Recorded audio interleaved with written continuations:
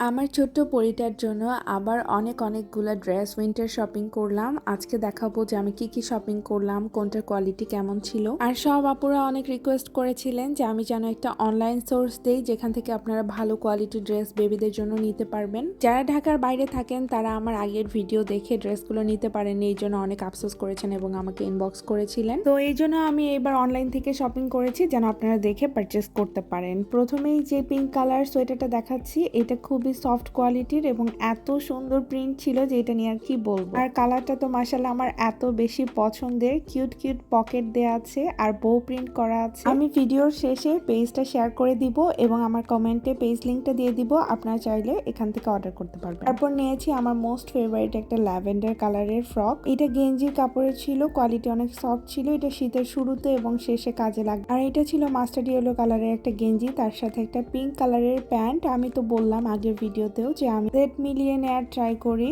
আর এভাবে দেখতে অনেক বেশি সুন্দর লাগে। এই টাইপের পাতলা গেঞ্জি কিন্তু বেবিদের জন্য সবচেয়ে বেশি কাজে লাগে। তারপরে আমি আরেকটা নিয়েছি, এটা সলিড কালারের মধ্যে, যেহেতু বেশিরভাগই প্রিন্টেড নেওয়া হয়েছিল এই জন্য একটা সলিড কালারের নিয়েছি। আর প্যান্টটা কি সুন্দর টাই ডাইয়ের মতো প্রিন্ট করা ছিল।